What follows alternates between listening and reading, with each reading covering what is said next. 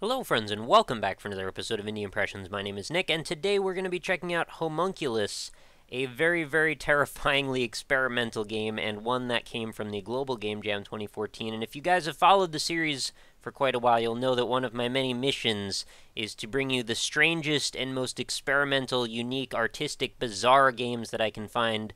Homunculus definitely fits the bill. It's very short, unfortunately, but it's also well in the realm of something that might be considered nightmare fuel by some, and also very much just a strange and interesting experiment. So why don't we jump right into things and I'll get to it. I do want to say, though, honestly, like, if you're easily frightened by surreal or crazy imagery, this one might be one you might want to skip out on. So let's hit start, and we are brought to a room filled with female mannequins, basically completely covering everything, and then you'll notice over there is what looks to be like a flesh texture stretched over most of the walls.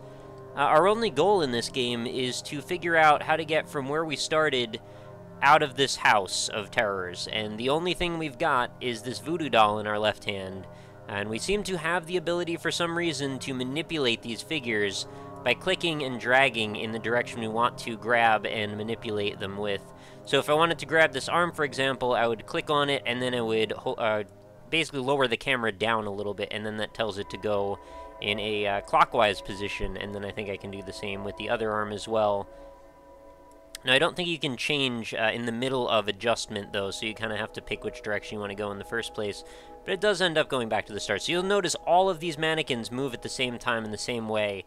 And what's been done here is this fun house of horrors, essentially, has been built to accommodate these mannequins and present us with a variety of different puzzles. And you'll see they're all sort of sitting in different positions and kind of contorted, bizarre gestures. And all of them actually do lead to us finding our way out in one way or another. So you'll see in this position we might be able to jump up, and perhaps we might even be able to grab a foothold on top of these mannequins' arms. They also have a bizarre texture to them. They almost look like they're made out of paper mache that's gone old or something like that, and it's very creepy. And I would be not surprised at all if they all started moving at the same time and basically trying to threaten me in some way or another. But they don't seem to do that, from my experience. They're all just idly by, standing and waiting, and my character is a strange shade of blue, by the way. You can see his or her feet on the ground as well. So the temptation here is to try and jump over this maze, because you know how I like to break all my games. That doesn't seem to be a possibility in this particular one, and I have no issues with forgiving the sort of sloppy texture work and stuff done with the walls. That's something normally would bother me, but this game was made likely in about 48 hours, and really this is just an experiment. And the way I see it is making a very creative and different puzzle game. So let's continue on in this. I know I've kind of taken a million years to get through this first room, but there is a little bit more to see. If we could rotate through here, gives us entry. These ladies' arms and legs seem to be protruding through the walls in various states. If they started grabbing at me, probably have to run pretty fast, as if that wall texture wasn't scary enough with the stitched closed mouth. It's surprisingly, like, not that violent either, on top of the fact that, like, this is so creepy and horrific. There really isn't any direct suggestion of, like, blood or gore or anything. It's just sort of, well, aside from maybe the stitched closed mouth, which I suppose is pretty directly horror. So then, we find around this corner, in a series of strange lighting setups, and unfortunately they don't cast shadows, otherwise I'm sure the geometry would probably kill the processor in about 5 seconds. But we seem to have this setup of figures that should turn into a staircase if we can figure out how to manipulate them properly. Now, we could just be lazy and try and jump up all their heads, and in fact that is possible, but I think there is a better solution to it. So let's see if we can figure out what that might be. Like, maybe we could bend them over like this way, and maybe we could jump up them. That does look to be a way that might actually work. I will have to get high enough on the back of that one's torso, though. Yeah, that does actually work. But there are other ways, too. Like, you can actually lay them flat, and I hope I didn't just stick myself. I didn't. Came very close, though. You might be able to actually lay them in the air. Or, you know, that would probably work as well.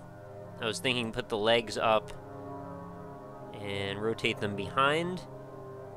Good thing they don't care much about physics, because otherwise this would be a very painful bunch of contortions that we're asking of these figures.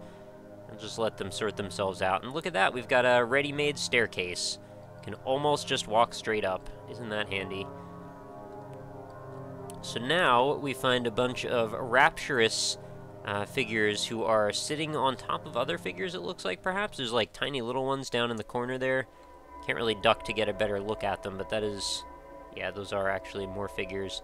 And basically our goal here is we want to get in the center of this setup for whatever reason. I'm not sure exactly what it is that we're trying to do in this game other than just escape, like if there's any story to things. But it is so curious that it makes me wonder. So we get these guys out of the way. Yeah, sorry about your joints. Let's just let's keep on going. Also, the music is very... it's like strangely threatening in a way that makes me very curious about where this is all going. You know, there's a very enigmatic game in the first place, just based on the premise alone, but also throw in the fact that the walls are covered in this bizarre texture on top of it, too. Can we get this leg out of the way, please? If we could, like... it only wants to go in a circle now. I've had these go backward. Can we get... maybe if we click on a different part of the joint. No, I think it grabbed the hand that time. I mean, I might be able... yeah, I just broke through anyway. There's actually like a hole there through the floor that you can just fall through, and then you find yourself in another room full of tons and tons of these figures. I guess the goal here is that they're sort of... their legs are turning into a wall, a bit of a labyrinth, and you want to reposition these all in a way that you might be able to find your way through. It's really cool seeing them all move at the same time as well. Let's see if we can find a way to get an angle on a bunch of them. There we go. Look at all those legs rotating. It's so weird. It is kind of tempting and fun to just play with this sort of like a bizarre, you know, anatomy toy box as well. It's such a strange premise. I'm into it. That's all I'm trying to say. And then we go around this corner. We find ourselves facing, I think, another setup. Yeah, alright, so there is the final area. Some very large limbs. And they're arranged in a way that almost seems very sculptural. I could see artists creating some sort of installation art based on this kind of a concept. And I think I've already rotated these enough that I should have access to the center. Basically should be able to just walk right in there, and that will end our experience in Homeunculus. A very, very crazy, bizarre game, but one that I definitely thought was very cool. There's the credits for it. Everybody's got their Twitter there, so feel free to hit them up and say, job well done. I would love to see this developed into a further thing. I don't know where you would go with it exactly, but I would think if you gave this some proper pacing and sort of let things devolve into the insanity that is what we just played, and looking at this sort of like a tech demo, perhaps, of what the craziest situation in the game might end up being like.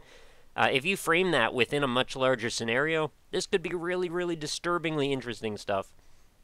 So I would really hope to see more from this group of developers, and maybe more from this concept as well. And not to say that there would be, because this is just the ramblings of me, but I would implore these developers to please make more, because it's really cool and weird.